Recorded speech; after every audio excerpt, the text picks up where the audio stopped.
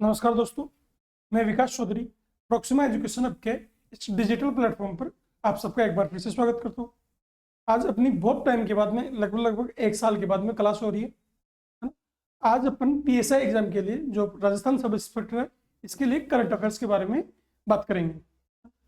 राजस्थान जो PSI exam है ये सब इंस्पेक्टर का, इसमें करंट अफेयर के लगभग 10 से 12 क्वेश्चन आते हैं।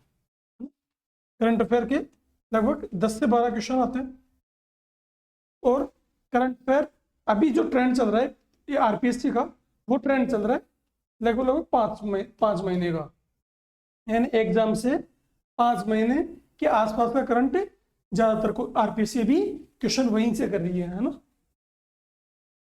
10 से 12 क्वेश्चन। अब अगर अपन 5 महीने की करंट पढ़ते हैं उनको धीरे धीरे अच्छे से याद करते हुए भी पढ़ते हैं तो उसमें खींच के अपने पास जो टाइम लगता है वो लगता है 70 आवर्स, यानी 60 से 70 घंटों में अपन पूरा करंट अफेयर कंप्लीट कर सकते हैं, जिसमें अपन राजस्थान का, वर्ल्ड का और इंडिया का तीनों करंट अफेयर देख सकते हैं। साथ में सारी योजना भी अपन इसके अंदर देख सकते हैं। जब अपन योजनाओं को इंक्लूड कर लेते हैं तो ये नंबर ऑफ क्वेश्चंस 10-12 से बढ़ के ये 20 से 22 के बीच में चले जाते हैं, है ना। जब इकोनॉमिक सर्वे को भी इसमें इंक्लूड कर लेते हैं तो लगभग 30 क्वेश्चन इसके आसपास से हो जाते हैं, जिसमें अपन राजस्थान की सारी योजना, इंडिया का पूरा इकोनॉमिक सर्वे, राजस्थान का पूरा इकोनॉमिक सर्वे, इंडिया की सारी योजना और ये जो करंट अफेयर्स है इनको अपन रीड करेंगे, है ना। ये पीडीएफ है आम्र प्रेप, जो एक यूट्यूब चैनल है और विकास बागरा जी सर है, उनका ग्रुप है टेलीग्राम के ऊपर भी आम्र प्रेप के नाम से। उसका डिस्क्रिप्शन में आपको ये डिस्क्रिप्शन में दे दूंगा उसका लिंक उनके टेलीग्राम चैनल का, उससे आप देख लेना, है ना। तो आइए अपन शुरू करते हैं। सबसे पहले आज राजस्थान का करंट अफेयर अपन शुरू करते हैं आज, ठीक है।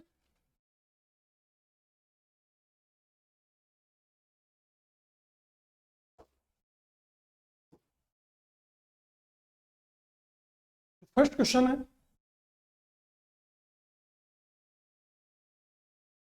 देखो पहला क्वेश्चन है वो किसके ऊपर डिपेंड है, वो है विकसित राजस्थान 2047 जो विजन डॉक्यूमेंट है इसके ऊपर पहला क्वेश्चन है। इस पीडीएफ के अंदर प्रत्येक क्वेश्चन को जो शुरू में आप 15 से 20 पेज पढ़ोगे उसमें इंपॉर्टेंट जितने भी कोई अध्यादेश आए, कोई योजना आई उनके बारे में है ना। फुल डिटेल में कोई भी योजना फुल डिटेल में दी हुई है तो आप अच्छे से उसको कवर कर पाओगे। इस पीडीएफ को मैं अपने टेलीग्राम चैनल पे भी आपके साथ शेयर कर दूंगा, ठीक है। विकसित राजस्थान @2047 विजन डॉक्यूमेंट क्या है? विकसित राजस्थान @2047 देखो, भारत के यशस्वी प्रधानमंत्री नरेंद्र मोदी जी ने 2047 तक भारत को विकसित राष्ट्र बनाने की बात कही है। अभी भारत क्या है? एक विकासशील राष्ट्र है। 2047 तक अपने को क्या बनाना है? विकसित राष्ट्र बनाना है। तो उसी क्रम में अपने को विकसित राष्ट्र में योगदान देने के लिए राजस्थान को भी विकसित करना होगा, राजस्थान को भी देश के अग्रणी राज्यों में स्थापित करना होगा। इसके लिए एक रोड मैप बनाया गया, विकसित राजस्थान @2047 से विजन डॉक्यूमेंट बोलते हैं इसको। किसने तैयार किया? ये नीति आयोग, भारत सरकार का आयोग है नीति आयोग। नीति आयोग प्लस राजस्थान की एक संस्था है रीति, क्या नाम है? रीति, RITI, Rajasthan institute for transformation and innovation, है ना, रीति। इन दोनों ने मिलकर एक डॉक्यूमेंट तैयार किया, उसको बोलते हैं ना विकसित राजस्थान डॉक्यूमेंट। क्या हुआ? ये पारित हो गया था विधानसभा में 23 अगस्त 2025। 23 अगस्त 2025 को विधानसभा में ये पारित हो गया और 13 अक्टूबर 2025 को भारत के गृह मंत्री अमित शाह जी ने इसका क्या कर दिया? इस योजना का विमोचन कर दिया, विकसित राजस्थान का, ठीक है। तो इसके बारे में देखना है अपने को। तो किसने बनाई थी? ये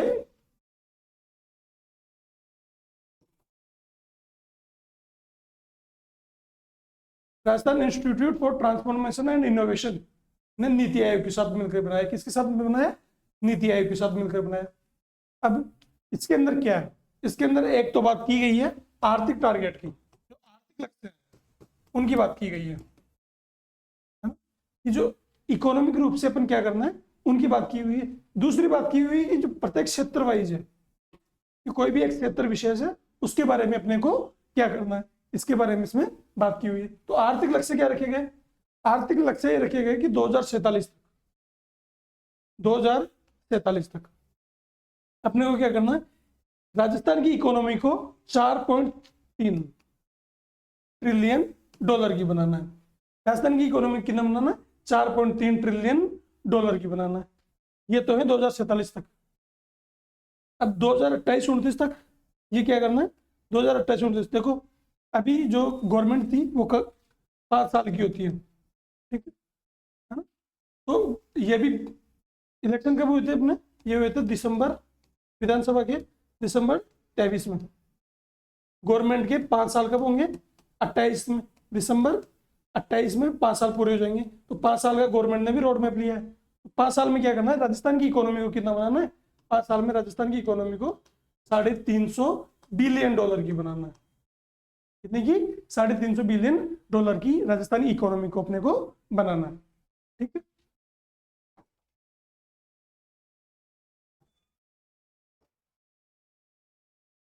तो ये टारगेट था एक, तो 2047 तक कितना करना है?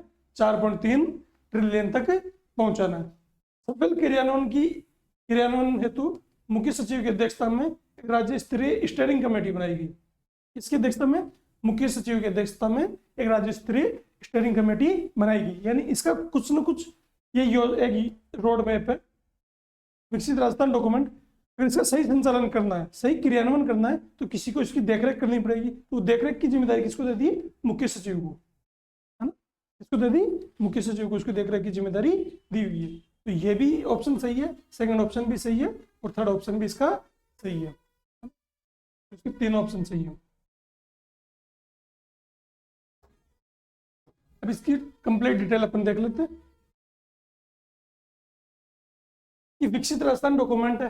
कौन सा डॉक्यूमेंट है? राजस्थान को एक व्यापक रोड मैप बनाया है कि राजस्थान को क्या करना है? राजस्थान को भी विकसित करना है। तैयारी और अनुमोदन किसके प्रयास से? अपन ने पढ़ा था, Rajasthan institute for transformation and innovation, यानी रीति के सहयोग से। रीति प्लस नीति दोनों ने मिलकर किया इसका, इस डॉक्यूमेंट को रीति प्लस नीति आयोग दोनों ने मिलकर इसको बनाया है। मंत्रिमंडल ने स्वीकृति दी, राजस्थान मंत्रिमंडल ने स्वीकृति कब दी? 23 अगस्त 2025 को इसकी स्वीकृति दी थी। और उद्घाटन किसका, विमोचन कब हुआ? इसका विमोचन हुआ 13 अक्टूबर 2025 को केंद्रीय गृह मंत्री अमित शाह जी द्वारा, है ना। ये एक महत्वाकांक्षी आर्थिक लक्ष्य है।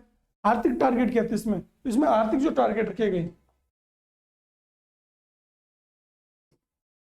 वो ये है कि अपने को क्या करना है, आर्थिक टारगेट दो भागों में डिवाइड, आर्थिक टारगेटों को 2 भागों में डिवाइड कर दिया। पहला जो भाग था वो था अल्पकालिक लक्ष्य, और जो दूसरा भाग था जो इंपॉर्टेंट है वो है दीर्घकालिक लक्ष्य। ये दीर्घकालिक लक्ष्य, दीर्घकालिक में अपने को अपन ने बात कर ली कि 4.3 ट्रिलियन डॉलर की इकोनॉमी बनाना है राजस्थान को 2047 तक। वर्तमान में इंडिया की इकोनॉमी कितनी है? अगर अपन बात करें कि वर्तमान में इंडिया की इकोनॉमी कितनी है, तो वर्तमान में इंडिया विश्व की 4थी सबसे बड़ी अर्थव्यवस्था। कौन से नंबर की? विश्व की 4थी सबसे बड़ी अर्थव्यवस्था है। कितनी? जो 4.18 ट्रिलियन डॉलर इतनी वर्तमान में है इंडिया की। अपने को 2047 तक 4.3 ट्रिलियन डॉलर बनानी है। मतलब इंडिया की जो प्रेजेंट में इकोनॉमी है उससे भी ज्यादा 2047 में राजस्थान की इकोनॉमी होनी चाहिए। इंडिया 4th लार्जेस्ट कंट्री है इकोनॉमी में। पहले पे आता है यूएसए यानी अमेरिका, दूसरा पे आता है चाइना। चलो मान लिया 2 तो बड़े देश है, लेकिन तीसरे पे एक छोटा सा देश आता है, उसका नाम है जर्मनी।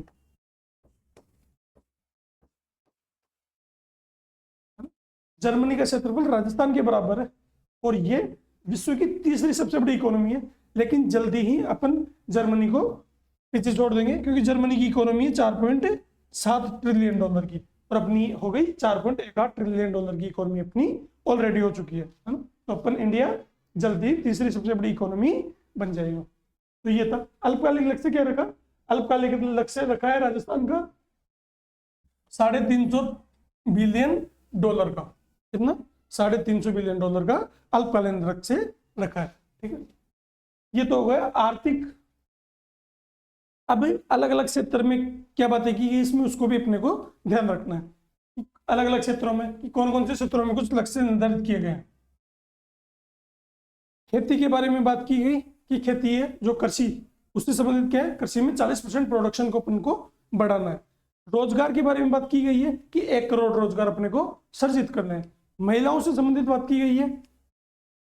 साथ में इसमें बात की गई है ये महिला सशक्तिकरण, मतलब जो महिलाओं की जो भागीदारी है उसको कितना करना है, महिलाओं की भागीदारी को 60% प्लस करना है। निर्यात के बारे में बात की गई है कि निर्यात को अपने को 5 गुना करना है। और ऊर्जा के बारे में बात की गई है, ऊर्जा क्षेत्र के बारे में कि अभी अपन प्रेजेंट टाइम में इतना मेगावाट, या इसको अपन बोल सकते हैं कि 34.55 गीगावाट, इतना अपन प्रोडक्शन ऊर्जा, नवीनीकरण ऊर्जा का कर रहे हैं। अपने को क्या करना है, 2047 तक 290 गीगावाट का प्रोडक्शन करना है। राजस्थान को क्या करना है, आत्मनिर्भर बनाना है ऊर्जा के क्षेत्र में।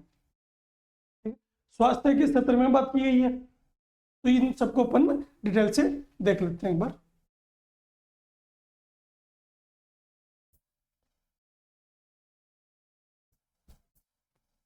देखो, कृषि में क्या है कि 2047 तक कृषि को क्या करना है, 40% की वृद्धि हासिल करनी है कृषि के क्षेत्र में। ठीक है। दूसरी स्वास्थ्य सेवाएं, प्रत्येक नागरिक एवं स्वास्थ्य सेवाओं की पहुंच सुनिश्चित करनी है। मातृ मृत्यु दर, इसको अपन बोलते हैं MMR। क्या बोलते हैं? MMR, मातृ मृत्यु दर। मातृ मृत्यु दर प्रेजेंट टाइम में इंडिया, राजस्थान की मातृ मृत्यु दर है 83 पर लाख, यानी प्रत्येक जीवित जन्म पर, प्रत्येक 1 लाख जीवित बच्चों पे 83 माताओं की मृत्यु हो जाती है। इसको अपने को कम करना है, 2047 तक कितने लेके आना है, इसको 15 पे लेके आना है। दूसरा है IMR, यानी शिशु मृत्यु दर, इन्फेंट मोर्टेलिटी रेट। ये कितनी है? प्रेजेंट में ये है 30/1000, मतलब प्रत्येक 1000 जीवित बच्चों पे 30 बच्चे क्या हो जाते हैं, जन्म लेते ही मर जाते हैं। इसको अपने को कम करना है, और इसको कितना लेके आना है, इसको कम करके अपने को 10 पे लेके आना है। तीसरी बात की गई है जीवन प्रत्याशा। जीवन प्रत्याशा, जीवन प्रत्याशा क्या होती है? जीवन प्रत्याशा होती है कि एक व्यक्ति एवरेजन कितने साल जीता है। अभी अपनी 69.7, यानी एक व्यक्ति इतना जीता है 69.7। इसको बढ़ाना है अपने को कितना, 77 साल तक, यानी 2047 तक एवरेज लाइफ राजस्थान के लोगों की नहीं होनी चाहिए, 77 साल होनी चाहिए। ये कब होगा? जब अपन बेहतर स्वास्थ्य सेवाएं प्रोवाइड करवाएंगे। ठीक है। इसके अलावा रोजगार सृजन करना है। प्रत्यक्ष अप्रत्यक्ष रूप से देखो, गवर्नमेंट जॉब सीमित है, जैसे जैसे टेक्नोलॉजी आगे बढ़ेगी गवर्नमेंट जॉब और सीमित होती जाएगी, तो अपने को रोजगार के कोई और दूसरा विकल्प खोजना पड़ेगा। तो उसके लिए प्रत्यक्ष या अप्रत्यक्ष तरीके से गवर्नमेंट 1 करोड़ रोजगार प्रोवाइड करवाएगी। कितने? 1 करोड़ 2047 तक। शिक्षा और कौशल में क्या करना है? देखो, पहले तो शिक्षा प्रणाली को ये केवल मूल्यांकन आधारित प्रणाली नहीं रखना है कि मार्कशीट कुछ ही नहीं है ना। क्या करना है, इसको कौशल आधारित प्रणाली बनाना है। और स्कूलों में 100% नामांकन, 2047 तक का स्कूलों का टारगेट क्या कर दिया कि 100% नामांकन आपको करना है। 100% साक्षरता नहीं, 100% नामांकन की यहाँ पर बात की गई है। महिला सशक्तिकरण, कार्यबल में महिलाओं की भागीदारी, कार्यबल में महिलाओं की भागीदारी के बारे में बात की गई है ना। तो यहाँ पर महिला सशक्तिकरण, तो ये कितना है, महिला, इसको अपने को 60% से अधिक करना है। पहले कितना है, पहले ये है अभी प्रेजेंट टाइम में है ना, महिलाओं की भागीदारी PLFS, जो लेबर फोर्स सर्वे 2022-23 हुआ, लेबर फोर्स सर्वे हुआ 2022-23, इसके अनुसार महिलाओं की भागीदारी कितनी है? इसके अनुसार महिलाओं की भागीदारी वर्तमान में 47.9%। इसको अपने को 60% से अधिक लेके जाना है। ठीक है। पूरे जीवन प्रत्याशा कितनी है? जीवन प्रत्याशा 59.4 साल है। 69.7 साल लिख दिए तो 69.4 साल है। ठीक है। ऊर्जा के क्षेत्र में अपने को क्या करना है, एक निर्यात के क्षेत्र में अपने को करना है कि निर्यात को 5 गुना करना है। ऊर्जा के क्षेत्र में क्या करना है, अभी अपन प्रोडक्शन कर रहे हैं लगभग लगभग कितना, ये डाटा पुराना है, अभी दिसंबर 2025 में जो अपना डाटा है कि अपन ऊर्जा में कितना प्रोडक्शन कर रहे हैं, तो वो प्रोडक्शन अपन कर रहे हैं 34,535 मेगावाट या 34.55 गीगावाट का। इसको बढ़ा के अपने को 2047 तक कितना लेके जाना है, 290 गीगावाट लेके जाना है। ठीक है, तो ये इनके बारे में अपने को ध्यान रखना है, यहाँ से डायरेक्ट क्वेश्चन एग्जाम में पूछा जा सकता है। इस देखो एक अभी तक अपन प्रथम फर्स्ट क्वेश्चन डिस्कस कर रहे हैं और इसमें इतना टाइम दे रहे हैं। रीजन सुनो, इसका रीजन है क्योंकि एसआई के अंदर डायरेक्ट लिखा हुआ नहीं है विकसित राजस्थान @2025 ये 47 वाला डॉक्यूमेंट है, लेकिन आरएस प्री का जो सिलेबस है अभी आरपीसी ने तैयार किया है, आरएस प्री का जो नया सिलेबस है उसमें स्पेशली मेंशन किया है विकसित राजस्थान @2047 डॉक्यूमेंट को। तो यहाँ से एसआई में भी क्वेश्चन पूछ सकते हैं क्योंकि वो पेपर तो वही, पेपर सेटर तो वही होंगे। आरएस प्री का एग्जाम के लिए बोल रहे हैं कि 3 मई को एग्जाम हो सकता है आरएस प्री का, बहुत कम चांसेस है लेकिन बोल रहे हैं कि हो सकता है ना। और ये कितना है, 4-5 अप्रैल, एसआई का 4-5 अप्रैल को। तो क्या होगा, पेपर एक ही एग्जामिनर बैठ के पेपर सेट करने वाले हैं, तो वो इस डॉक्यूमेंट से क्वेश्चन बना सकते हैं, इसकी बहुत ज्यादा पॉसिबिलिटी है। तो अपने को इसके बारे में ध्यान रखना है। और करंट अफेयर्स का भाग तो ये वैसे भी है ना, तो इसको सही ढंग से ही पढ़ना पड़ेगा।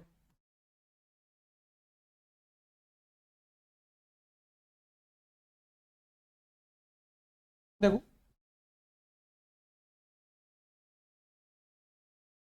एक और इसमें जो चौथा चरण था वो तो समावेशी विकास के स्तंभ, यानी जो विकास तो करना है लेकिन समावेशी तरीके से करना है, क्योंकि अपने को जलवायु का भी ध्यान रखना है ना। अपने एसडीजी गोल्स है, भारत की एसडीजी के प्रति जो प्रतिबद्धता है पेरिस सम्मेलन 2015 के प्रति, उसको ध्यान में रखना है ना। तो समावेशी विकास के 4 स्तंभों को ध्यान में रख के ही इसको इस रोड मैप के हिसाब से अपने को चलना है। वो 4 स्तंभ कौन से हैं?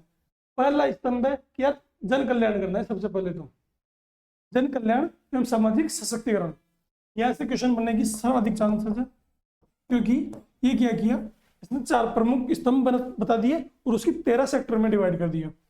जैसे जन कल्याण एवं सामाजिक सशक्तिकरण है, इसके 5 सेक्टर है। कितने सेक्टर? 5। सबसे पहले अपने को बात करनी है खेती पे, फिर बात करनी है अपने को खाद्य प्रणाली पे 2, फिर बात करनी है स्वास्थ्य पे, फिर बात करनी है शिक्षा पे और फिर सामाजिक समावेशन पे। तो 5 सेक्टर है, कृषि, खाद्य प्रणाली, स्वास्थ्य, शिक्षा और सामाजिक समावेशन। क्वेश्चन किससे पूछ सकता है कि विकसित राजस्थान @2047 के स्तंभ जन कल्याण एवं सामाजिक सशक्तिकरण में कौन सा सेक्टर नहीं आता है। हो सकता है कि कोई ये दे दे, यहाँ से औद्योगिक खनन उठा के दे दे, तो वो जन कल्याण एवं सामाजिक सशक्तिकरण में नहीं आएगा, है ना। तो इसके कौन से हो गए? ये 5 सेक्टर हो गए। दूसरा है त्वरित विकास एवं समृद्धि और रोजगार सृजन। अब रोजगार सृजन करने के उपाय क्या? देखो, जमीन लिमिटेड होती जा रही है तो कृषि क्या होगी? लिमिटेड होगी। कृषि में रोजगार के अवसर लिमिटेड है। सेवा क्षेत्र जैसे जैसे एआई बढ़ रहा है, सेवा क्षेत्र भी सेवा क्षेत्र में जॉब्स भी लिमिटेड हो जाएगी। अपने पास बचता है उद्योग। क्या बचता है? उद्योग, है ना। तो अपने उद्योग, अब राजस्थान में एक चीज है खनिज, और राजस्थान में एक और चीज है पर्यटन।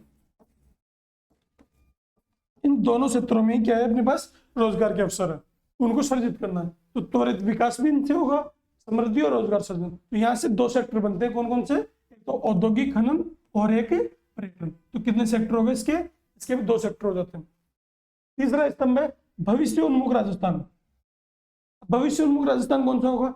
जल है तो जीवन है, जलवायु है ना, जल को बचाना है, जलवायु को भी बचाना है ना।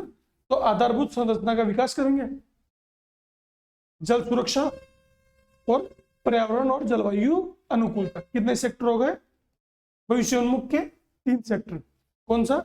आधारभूत संरचना, जल सुरक्षा, पर्यावरण और जलवायु अनुकूलता।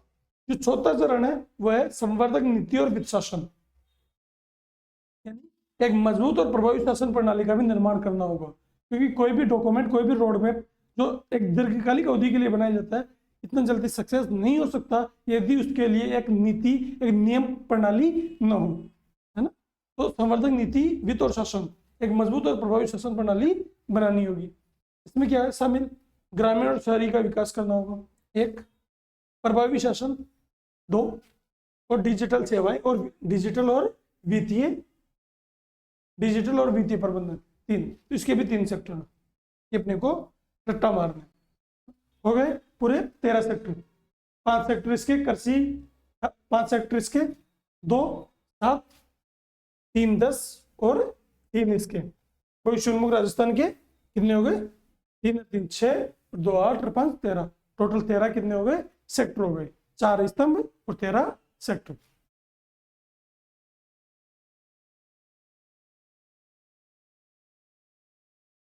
देखो, क्रियान्वयन और निगरानी, इसके सफल क्रियान्वयन के लिए मुख्य सचिव की अध्यक्षता में एक राज्य स्तरीय कमेटी की गठित की जाएगी, है ना। इसका सफल संचालन करना है तो राज्य स्तर पे अपने को एक कमेटी गठित करनी पड़ेगी, ठीक है। और उसकी अध्यक्षता कौन करेंगे? मुख्य सचिव उसकी अध्यक्षता करेंगे, राज्य स्तरीय स्टीयरिंग कमेटी। इसमें अपन ने लगा दिए लगभग 15 मिनट, है ना। हाँ, 20 मिनट हो गए। एक क्वेश्चन में 20 मिनट लगा दिए, लेकिन इससे एक क्वेश्चन पक्का ऐसा ही कि एग्जाम में आने वाला है, ठीक है।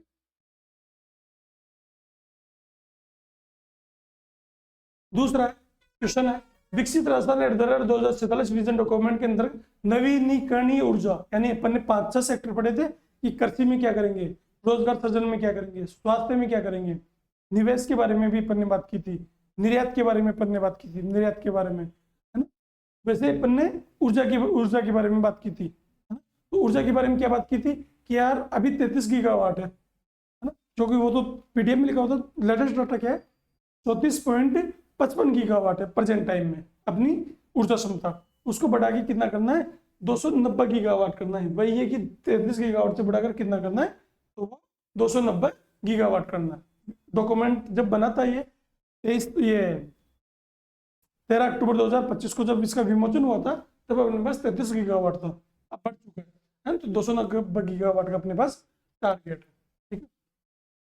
विकसित राजस्थान एट द रेट 2047 समावेशी विकास के स्तंभ, अपन ने बात की थी समावेशी विकास के 4 स्तंभ, है ना।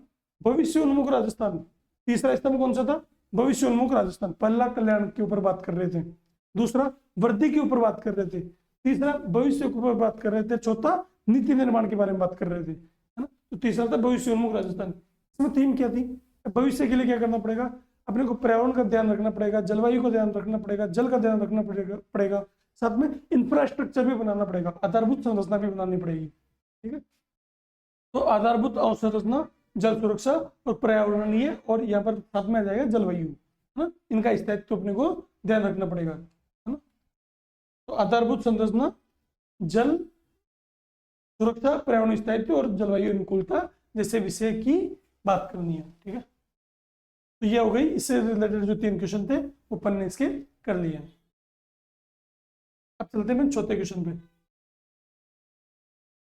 वो है सरकार द्वारा लाई गई मोटर व्हीकल एग्रीगेटर पॉलिसी 2025 किस मंत्रालय की गाइडलाइन की अनुपालना में तैयार की जा रही है?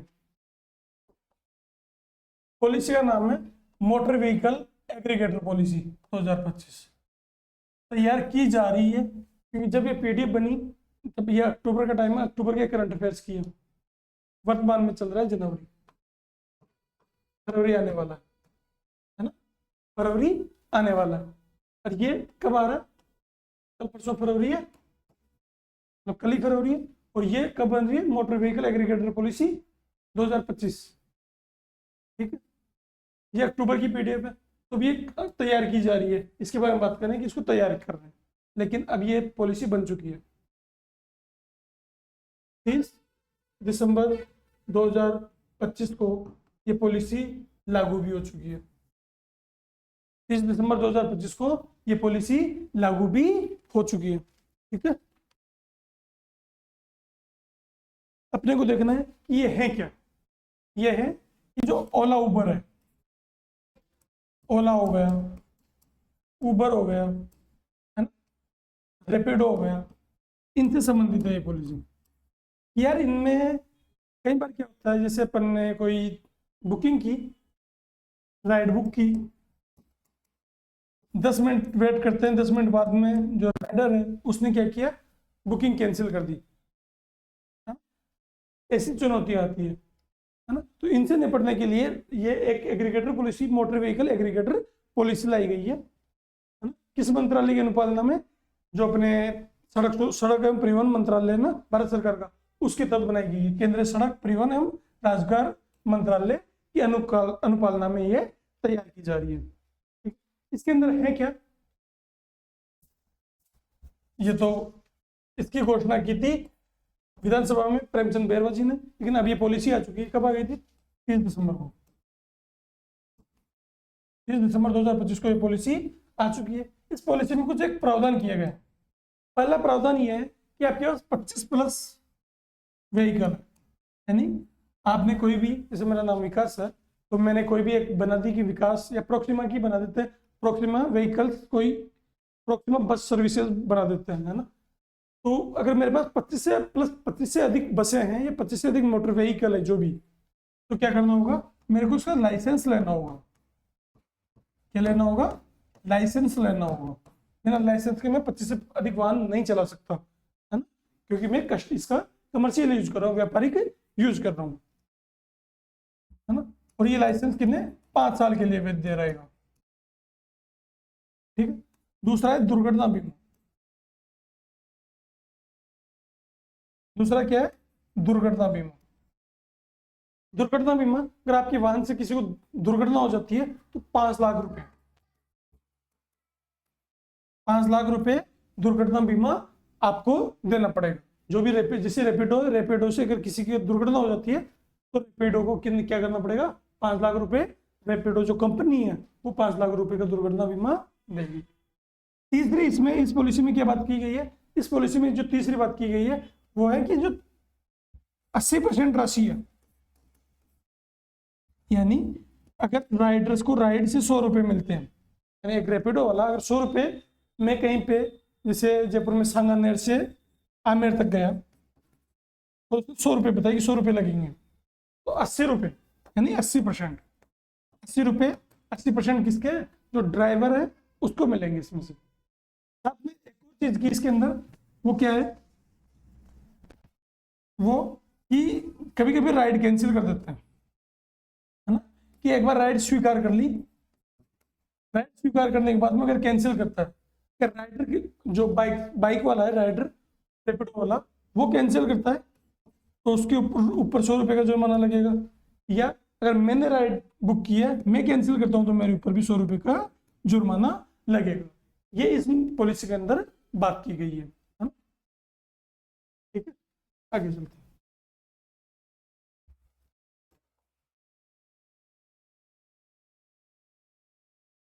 देखो एक और बड़ी पॉलिसी है, वो है राज्य सीवरेज एवं वेस्ट वाटर पॉलिसी 2025। राज्य सीवरेज एवं वेस्ट वाटर पॉलिसी 2025, ये क्या है, ये अपनी जो 2016 में राज्य सीवरेज एवं वेस्ट वाटर पॉलिसी थी उसका संशोधित रूप है, इसमें संशोधन किया गया है ना। इसमें कब संशोधन कर दिया, 31 अगस्त 2025, 31 अगस्त 2025 को इसमें संशोधन कर दिया राज्य सीवरेज एवं वेस्ट वाटर पॉलिसी के अंदर। क्या है मुख्य मुख्य बातें, अपने को जो 2-3 चीजें ध्यान रखनी है ना, बाकी बोल बच्चन चीजें कि ये प्रत्येक परिवार को कितना करना है, प्रत्येक परिवार को सीवरेज में 100% कवरेज देना है ना, सीवरेज में 100% कवरेज देना है परिवारों को। दूसरी जो बात की गई है इसमें कि कोई भी जो क्षेत्र विशेष है, शहर विशेष है, 100% शहरों को, 100% शहरों को क्या करना पड़ेगा, अपने को ये सीवरेज से जोड़ना है। तीसरी जो बात की गई है वो किसके बारे में बात की गई है, वो बात की गई है कि जो सीवरेज से जो अपशिष्ट जल होता है उसको उपचारित करेंगे। अपशिष्ट जल को क्या करेंगे, उपचारित, है ना। उपचारित भी कितना, 100%, 100% उपचारित करेंगे। इसको रीयूज करेंगे, क्या करेंगे, रीयूज, है ना। और कितना, 100%। तो ये पॉलिसी 100% की बात करती है, पूरी पूरी पॉलिसी 100% के ऊपर है, किसी में भी 50% वाला हिस्सा नहीं है ना। तो इसके बारे में ध्यान रखना कि ये पॉलिसी का नाम ही 100% पॉलिसी है। राज्य सीवरेज एवं वेस्ट वाटर पॉलिसी 2026 का संशोधित रूप है। ये प्रारंभिक 5 वर्षों की अवधि है 2030 के लिए। कब आई? 31 अगस्त 2025 को आ गई, है ना। कितने सालों के लिए? 5 वर्षों के लिए। मैं आपको एक चीज बताता हूँ, इसके बारे में बाद में डिस्कस करेंगे। RS प्री जो 2024 में 25 में लगा था, 2 फरवरी को लगा था शायद, उसमें 4 से 5 क्वेश्चन ऐसे थे जो योजना से रिलेटेड थे, और उसमें योजना का पीरियड ही पूछा था, टाइम पीरियड।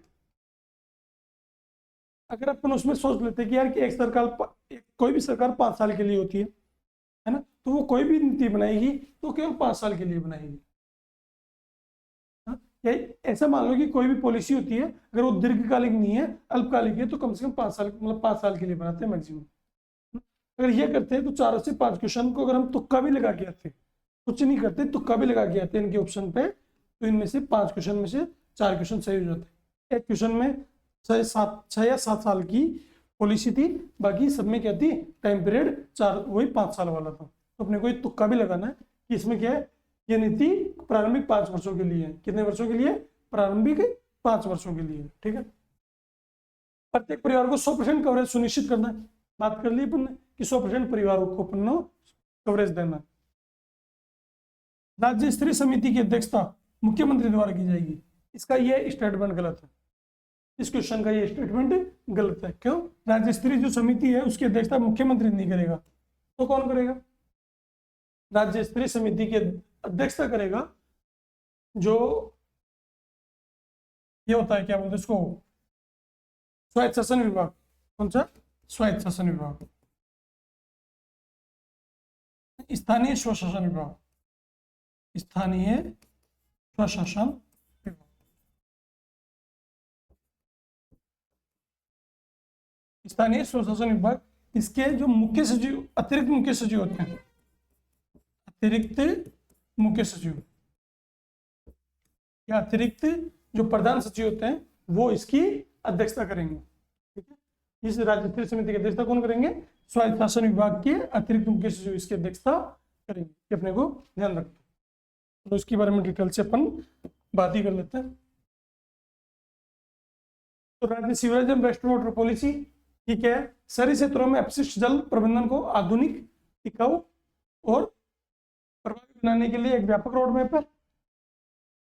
ये 31 अगस्त 2025 को लागू की गई थी। कब लागू की गई थी? ये 31 अगस्त 2025 को ये लागू की गई थी, ठीक है ना। 31 अगस्त 2025 को ये लागू की गई थी। 2016 की पुरानी नीति का इस्लाम लगती है। नीति का विजन क्या है? राजस्थान के सभी शहरों को अपशिष्ट जल प्रबंधन से जोड़ना है ना। कौन से सिद्धांत होंगे?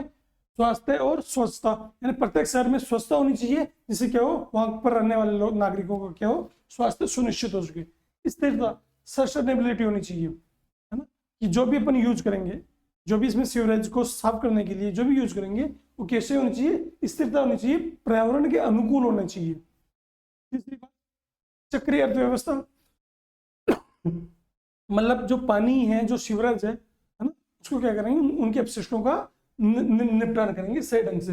अपशिष्ट जल को एक संसाधन के रूप में यूज करेंगे, और संसाधन पुनर्प्राप्ति, है ना। तो यानी उपचारित जल को कृषि, उद्योग एवं शहरी उपयोग में लाकर बहुमूल्य संसाधनों में परिवर्तित करेंगे, ठीक है। नीति के 5 स्पष्ट और महत्वाकांक्षी उद्देश्य हैं। क्या?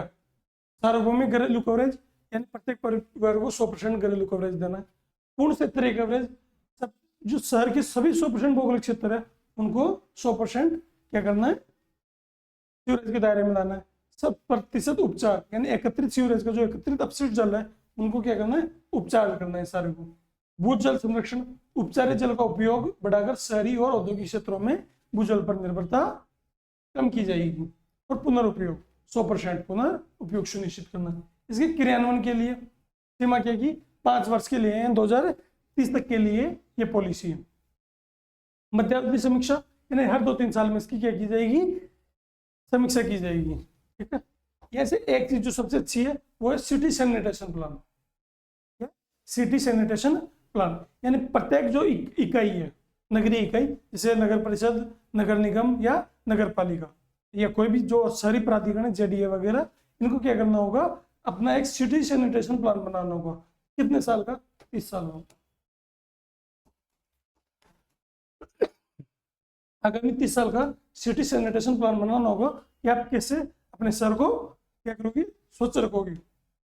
साथ में अल्पकालिक भी बनाना होगा, अल्पकालिक 5 वर्षों के लिए अल्पकालिक योजना भी इनको बनानी होगी।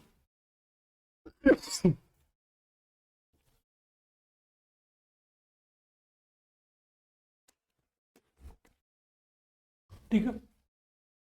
निगरानी कौन करेगा? निगरानी 2 स्तरीय समिति, निगरानी 2 स्तरीय एक समिति करेगी। उसमें एक तो राज्य स्तरीय होगी और एक शहरी स्तरीय होगी। राज्य स्तरीय में स्थानीय स्वशासन विभाग या अतिरिक्त मुख्य सचिव या प्रमुख शासन सचिव, या तो अतिरिक्त मुख्य सचिव होंगे किसके, ये स्थानीय स्वशासन विभाग के, या प्रमुख शासन सचिव होंगे। जिला स्तर पे कौन करेगा, यानी शहर है ना, शहर स्तर पे कौन करेगा उसकी निगरानी? उसकी निगरानी के लिए शहर स्तर पे बनाए गए जिले के लिए जिला कलेक्टर, जिले के लिए जिला कलेक्टर बनाए गए हैं। ये क्या करेंगे? शहर को स्वच्छ कैसे रखना है। मुख्य यहाँ पर जो अतिरिक्त मुख्य सचिव है, इनका काम क्या है? इनका काम निगरानी करना है ना, निर्देश देना है। जबकि जिला कलेक्टर का यहाँ पर क्या काम है? शहर में इनको कुछ प्लान बनाने होंगे कि किस हिसाब से अपन शहर को स्वच्छ रखेंगे, है ना, योजनाएं बनानी होगी और उनका क्रियान्वयन सुनिश्चित करना होगा। नीति का आधार क्या है? किस आधार पर नीति बनाई? तो अभी चल रहा है स्वच्छ भारत मिशन 2.0, है ना, अमृत 2.0, ये पंडित दीनदयाल उपाध्याय शहरी विकास योजना और राष्ट्रीय शहरी स्वच्छता नीति 2018, इनको अपना बेस बनाया है। ठीक है, नेक्स्ट क्वेश्चन पे अपन चलते हैं। ये भी एक अधिनियम है,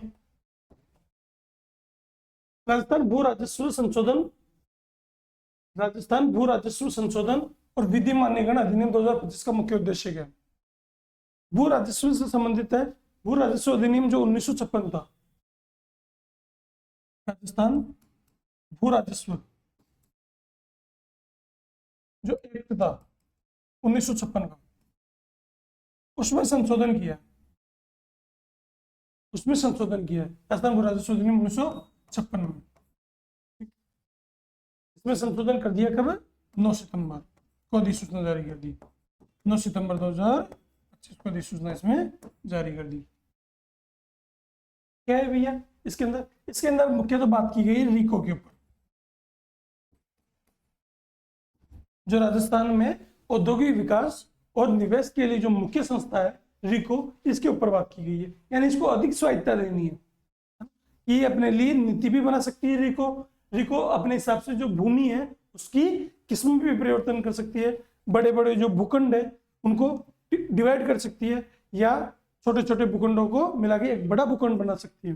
ये रिको को अधिक शक्तियां दी गई है। तो इसमें संशोधन क्यों किया? रिको के लिए किया। इतना सा याद रखोगे तो क्वेश्चन गलत नहीं होगा।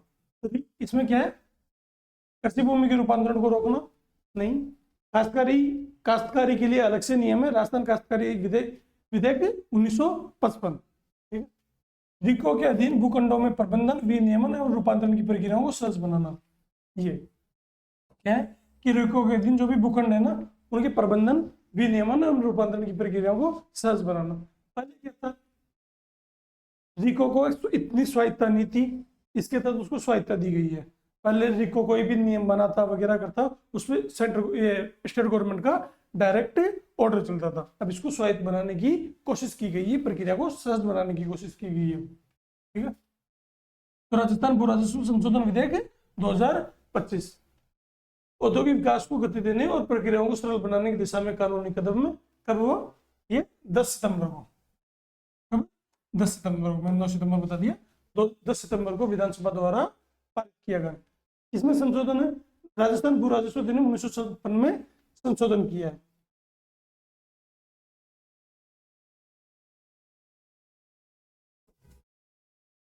किस पर केंद्रित है? रिको पर केंद्रित है पूरी तरह। रिको क्या होता है? Rajasthan state industrial development and investment corporation.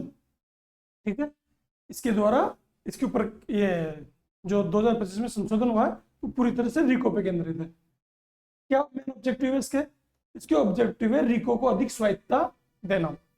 ये रिको क्या कर सकते हैं, औद्योगिक क्षेत्रों में भूखंडों से संबंधित जो प्रक्रिया है कि अपने को इंडस्ट्री ग्रूम करनी है, अपने को 2047 तक 4.3 ट्रिलियन डॉलर की इकोनॉमी बननी है, तो क्या करना होगा, अपने को इंडस्ट्री सेक्टर को आगे बढ़ाना होगा। और इंडस्ट्री के लिए रिको काम करता है, तो रिको को स्वायत्तता तो देनी बनती है। ठीक है, विधेयक की प्रमुख प्रावधान क्या है कि रिको को मिले व्यापारिक अधिकार। पहला अंतरण, ये रिको क्या कर सकता है, भूखंडों का हस्तांतरण कर सकता है किसी संस्था को। उपविभाजन की बड़े बड़े जो लैंड है उनको टुकड़ों में डिवाइड कर सकता है। तीसरा है ये विलियन, है ना, छोटे भूखंडों को मिलाकर एक कर सकता है। नियमितीकरण, जो भी नियमों में अनियमितता है उनको ये एक कर सकता है।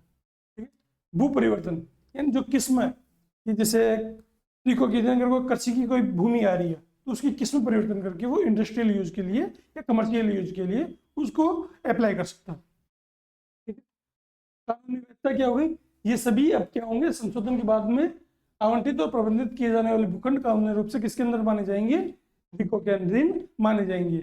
अगर रिको जैसे कोई भी एक इंडस्ट्रियल जोन है, जयपुर का ही मान लो, सीतापुरा रिको की इंडस्ट्रियल जोन है, अगर पहले अगर ये कानून नहीं बना उससे पहले क्या चलता, जेडीए, जयपुर डेवलपमेंट अथॉरिटी जाती किसी भी बिल्डिंग को तोड़ देती कि नहीं ये अवैध। रिको वाले बोलते अरे हमने लाइसेंस दिया, तुम्हारे लाइसेंस नहीं चलेगा। अब क्या कर दिया, रिको को स्वायत्तता दे दी, तो अब जेडीए वाले कुछ नहीं करेंगे, जो भी सेक्टर है वो रिको ने बोल दिया कि ये हमारा है, वो उनका है। ठीक है, क्योंकि उनके औद्योगिक विकास के लिए जरूरी है। कानूनी वैधता रिको के अधीन माने जाएंगे। विकास और नियोजन की शक्ति, रिको को अपने औद्योगिक क्षेत्रों के विकास योजनाएं, डेवलपमेंट प्लान बनाने, अभिविन्यास योजनाएं बनानी है, और भूमि का निपटान, ये भी इनको शक्तियां दे दी है। इसमें बस एक अपवाद रखे गए हैं कुछ, क्या कि जो 18 सितंबर 1979 है, इससे पहले के कोई भी औद्योगिक के लिए जो भूमि आवंटित की गई थी वो इसके अंडर में नहीं आएगी। और साथ में जो ये विधेयक पारित हुआ है, इससे पहले जो भी पट्टे दिए हुए हैं ना, वो भी निरस्त हो चुके हैं, वो भी रिको के इस नियम में जो संशोधन हुआ है 2025 वाले में, इसके अंडर में नहीं आएंगे। ठीक है,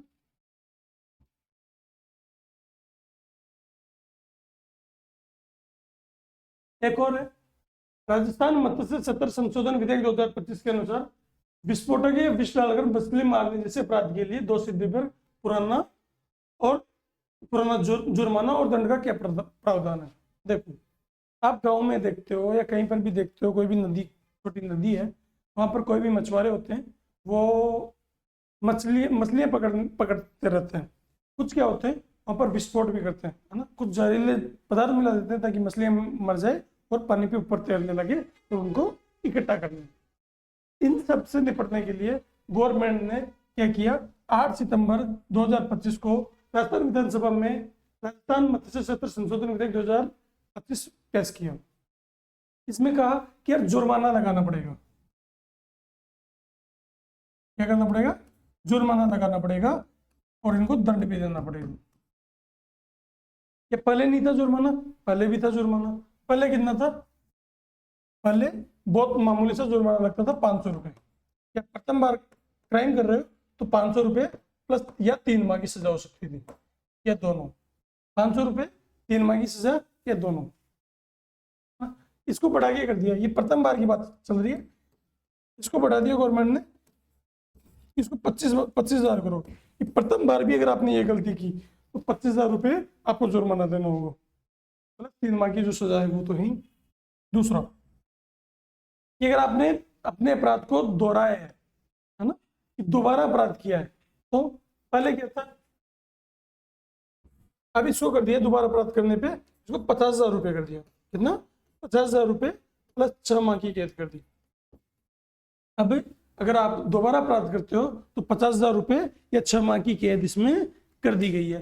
पहले यहाँ पर क्या था कि पहले 500 रुपये 3 माह थे, और सेकंड बार करने पे 1,000 रुपये और 3 माह थे, है ना, उसको बढ़ा दिया है यहाँ पर।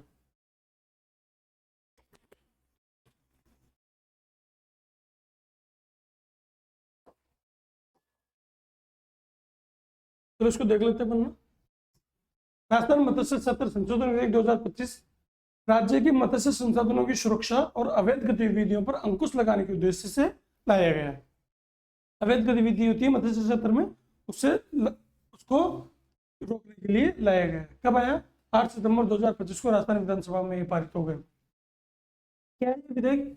विधेयक का केंद्रीय लक्ष्य क्या है? अवैध तरीकों से मछली पकड़ने जैसी गतिविधियों को हतोत्साहित करना है। अवैध तरीके से पकड़ते हैं, लाइसेंस नहीं होता उनके पास, जहर का यूज कर लेते हैं, जहरीले पदार्थों को, विस्फोटकों का यूज कर लेते हैं, है ना। दंड में भारी वृद्धि की गई है कि पहली बार अपराध कर रहे हो, है ना, कि आप पहली बार अपराध किया तो पहले कितना था, जो पहले था और जो अब है उसमें क्या फर्क है? पहले क्या था कि प्रथम बार अपराध कर रहे हो तो 500 रुपये था, अब उसको बढ़ा के 25,000 रुपये कर दिए। पहले ये दूसरी बार कर रहे हो तो 1,000 रुपये था, यानी इसका दोगुना था, तो अब इसको भी इधर 50,000 रुपये कर दिया, इसका दोगुना कर दिया, प्लस 6 माह की जेल कर दिया। ठीक है, ये अपने को ध्यान रखना। तो जुर्माना पहले 500 रुपये का जुर्माना, 3 माह की कैद थी, नए अपराधों क्या कर दिया, इसको 25,000 रुपये कर दिया। और अपराध दोहराने पर पुनः दोष सिद्धि पर पहले केवल 1,000 रुपये का जुर्माना था, अब 50,000 रुपये और 6 माह की जेल कर दी, है ना। इससे क्या होगा कि जो अपने जलीय पारिस्थितिकी तंत्र है उसमें सुधार होगा। जलीय पारिस्थितिकी तंत्र यानी एक्वेटिक इकोसिस्टम में सुधार होगा और मत्स्य संपदा के संरक्षण की दिशा में महत्वपूर्ण कदम है। जो भी मछुआरे जो लाइसेंस लेके ये काम करते हैं उनको फायदा होगा इससे। ठीक है,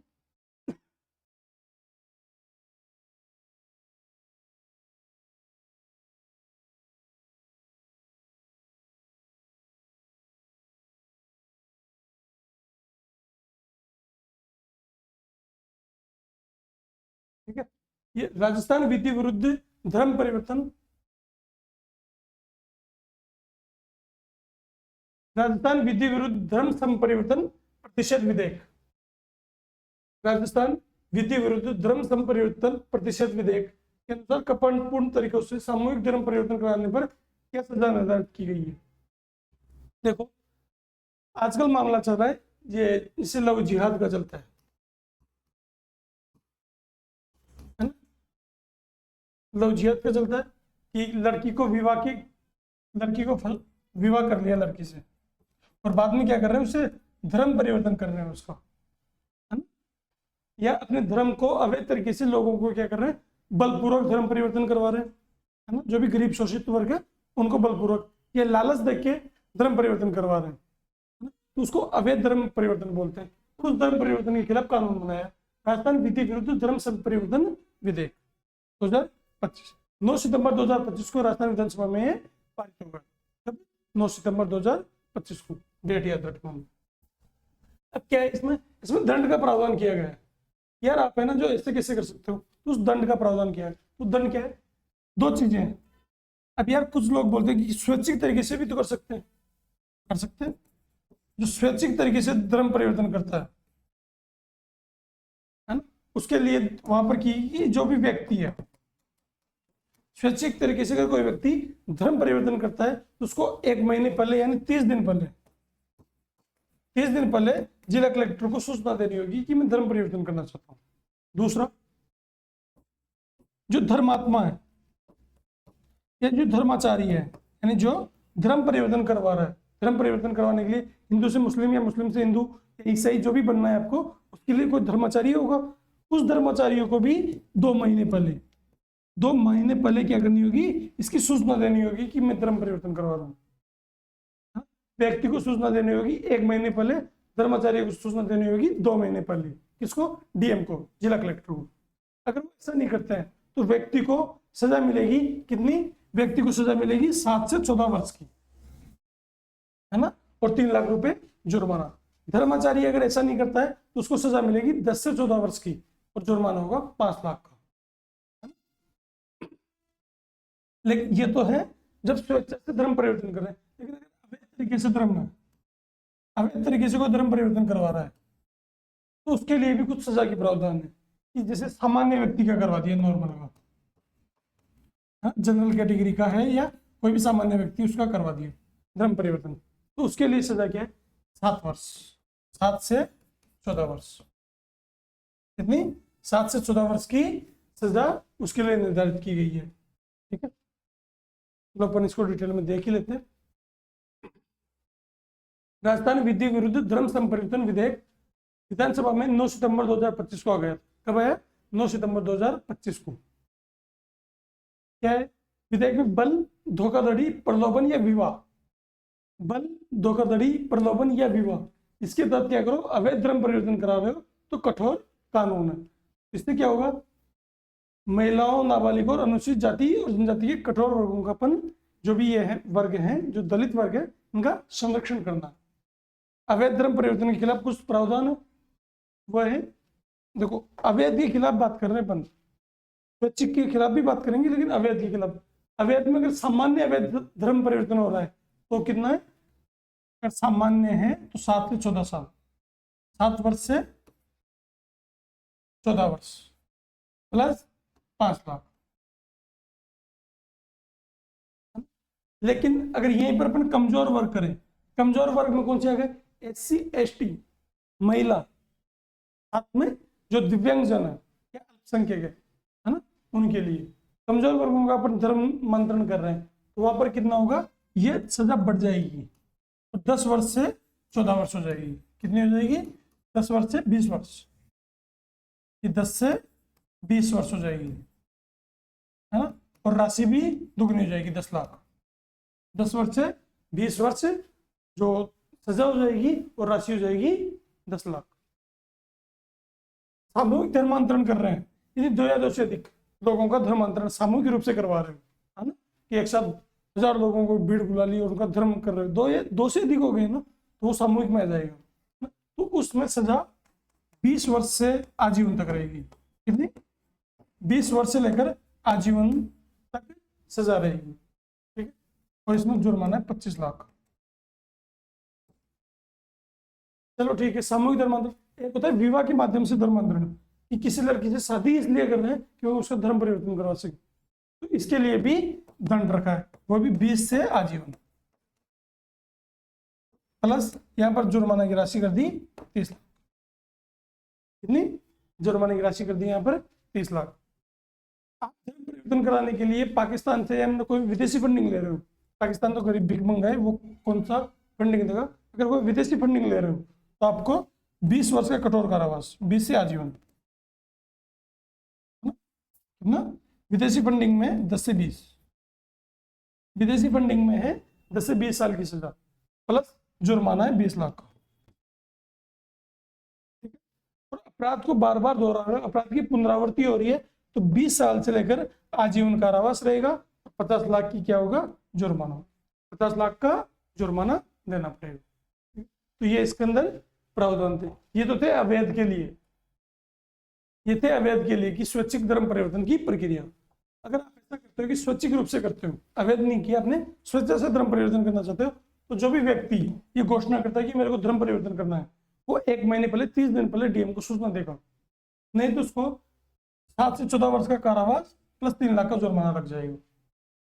और जो धर्माचारी है, धर्मात्मा, ये काम कर रहा है धर्म परिवर्तन कराने का, उसको भी क्या करना होगा? उसको भी 2 महीने पहले जिला मजिस्ट्रेट एंड डीएम को, जिला कलेक्टर को सूचना देनी होगी, नहीं तो उसके ऊपर जुर्माना होगा 10 से 14 वर्ष की सजा और 5 लाख का जुर्माना होगा। साथ में जो भी संपत्ति है ना, जो भी संपत्ति अवैध धर्मांतरण में काम में ले रहे हैं वो जब्त कर ली जाएगी, है ना। और एक और है कि जो विवाह, इसके अंदर विवाह से रिलेटेड भी बनाया गया है कि अवैध विवाह, धर्म परिवर्तन के लिए विवाह करते हैं तो सजा तो है ही, साथ में उस विवाह को शून्य घोषित कर दिया जाएगा, निल घोषित कर दिया जाएगा, है ना। यानी वो करार, जो विवाह का करार था, वो वहीं पर समाप्त हो जाएगा। तो इस विधेयक के अंदर ये किया गया है, अपने को ध्यान रखना है। ठीक है,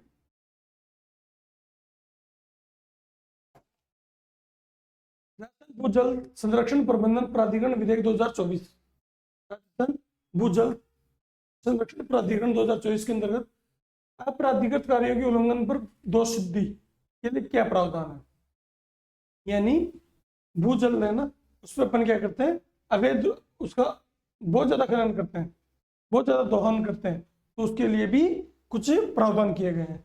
राजस्थान भूजल संरक्षण प्राधिकरण 2024 कब आया था? ये 10 सितंबर 2024 को राजस्थान विधानसभा में ये पारित हो गया था।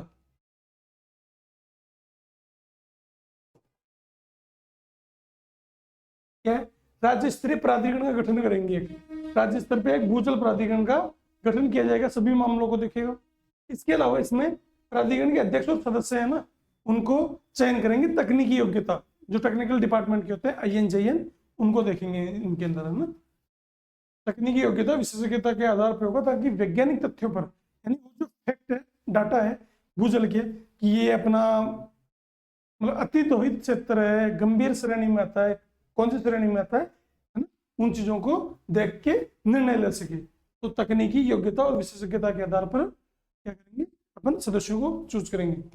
नीति निर्माण में एक विधायी दृष्टिकोण भी होना चाहिए, लीगल भी होना चाहिए। इसके लिए 2 विधायक होंगे, 2 विधायकों को भी सदस्य के रूप में नामित किया जाएगा राज्य स्तरीय प्राधिकरण का, ठीक है।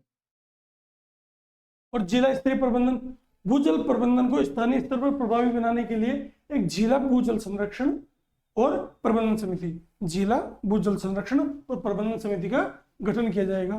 जो विशिष्ट भूजल परिस्थिति है ना, उनका आकलन करेगी कि कौन सा क्षेत्र अति दोहित में जा रहा है वहां, और कौन सा क्षेत्र गंभीर श्रेणी में है, कोई अर्ध विषम है, कोई विषम है ना, कोई संरक्षित क्षेत्र है। इन चीजों के बारे में यह जिला स्तरीय प्रबंधन समिति देखेगी। तो प्राधिकरण की शक्तियां और दंड का प्रावधान कर दिया। यार कोई अति दोहित कर रहा है ना, बार बार कर रहा है कि जैसे बोरवेल है, बोरवेल को नियमों से भी ज्यादा गहरा खोद रहा है। जैसे अगर कोई भी नियम रख दिए कि 1000 फीट से नीचे अपने को बोरवेल नहीं खोदनी है, लेकिन कोई पानी के लिए 1200 फीट नीचे भी खोद रहा है, तो उसको दंडित करना पड़ेगा। तो प्रथम बार अगर वो ऐसा करता है तो 50,000 रुपए का जुर्माना है, लेकिन अगर अपराध दोहरा रहा है तो 6 महीने की कैद या 1 लाख रुपए का जुर्माना, ठीक है। तो ये दोनों ध्यान रखना, ये प्रथम बार में 50,000 का, सेकेंड बार पे 6 माह की कैद या 1 लाख रुपए का जुर्माना, या दोनों उसको हो सकते हैं। आज का अपना अगर आज का लास्ट क्वेश्चन अपन डिस्कस कर लेते हैं, वह राजस्थान दुकान और वाणिज्य संस्थान संशोधन अध्यादेश 2025 में जो प्रशिक्षु है, यानी जो अप्रेंटिस है, प्रशिक्षु है ना, उसकी न्यूनतम आयु 12 वर्ष से बढ़ाकर कितनी कर दी, यानी जो दुकानों पर काम कर रहे हैं उनके लोगों के लिए है ना। क्या है, दुकान पे काम करने वाले 2 लोग हैं, एक तो है बाल श्रमिक,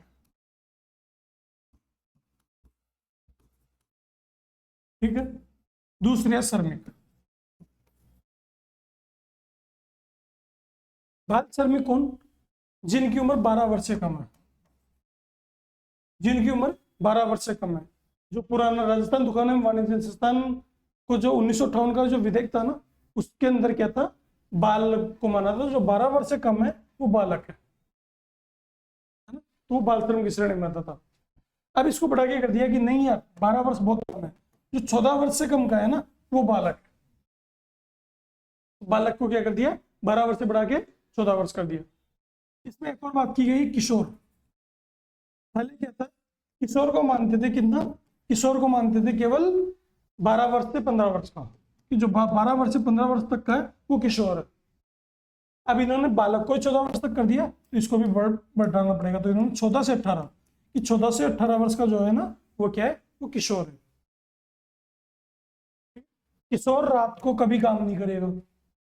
इस विधेयक में ये बोला कि किशोर रात को कार्य नहीं करेगा, दिन में काम कराओ उससे, जो 6-7 घंटे आप करवाते हो दिन में कराओ, रात को उसे काम नहीं कराओगे।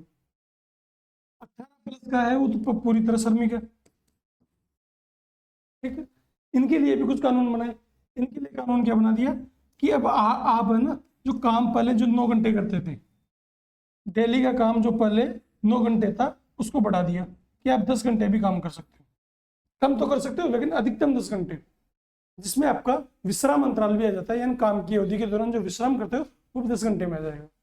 साथ में ओवर टाइम, जो ओवर टाइम है उसको इसमें जोड़ दिया और उसके घंटों की कर दी कि शुरू के जो 3 महीने हैं, कोई भी 3 महीने की जो शिफ्ट है उसके अंदर आप 144 घंटे ओवर टाइम कर सकते हो, और ओवर टाइम के दौरान भुगतान दुगना देना होगा। यानी अगर आपको 500 रुपये दिन के मिलते हैं तो ओवर टाइम शिफ्ट को आपको 1000 रुपये देने पड़ेंगे। यानी एक शिफ्ट के अगर 500 रुपये मिलते हैं तो ओवर टाइम कर रहे हो तो आपको 1000 रुपये उस शिफ्ट के मिलेंगे। ठीक, तो इसमें इन चीजों से रिलेटेड प्रावधान किए गए, अपन इसको देख लेते हैं। राजस्थान दुकान और वाणिज्य संस्थान संशोधन अध्यादेश 2025, राजस्थान दुकान एवं वाणिज्य संस्थान अधिनियम 1958 को बदल के ये लाया गया है। ठीक है, बाल श्रम पर प्रभावी रोक कि बाल श्रम को पूरी तरह रोकना है। पहले बालक को मान रहे थे 12 वर्ष वाले को, अब किसको मान रहे हैं? 14 वर्ष वाले को बालक मान रहे हैं। किशोर, पहले किशोर क्या था? 12 से 15 वर्ष के को किशोर मानते थे, अब किशोर किसको मान रहे हैं? अपन 14 से 18 वर्ष वाले को किशोर मान रहे हैं। और किशोर को रात में काम नहीं करना है, रात में काम करना पूरी तरह प्रतिबंधित है। किशोरों के काम करने के नियम, 12 वर्ष से 15 वर्ष के किशोरों के लिए क्या है? अधिकतम 3 घंटे का प्रावधान था पहले, अब क्या था?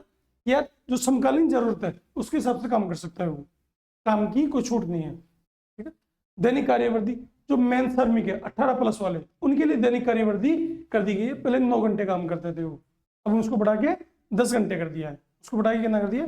10 घंटे। ओवर टाइम की सीमा निर्धारित कर दी है कि श्रमिकों से ओवर टाइम कराने की एक अधिकतम सीमा कितनी हो गई? 144 घंटे। कितने?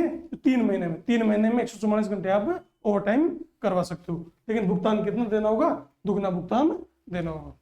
ठीक है, तो ये आज के अपने इंपॉर्टेंट 10 क्वेश्चन अपन ने डिस्कस कर लिए। आगे कल की क्लास में अपन 10-12 क्वेश्चन और डिस्कस करेंगे।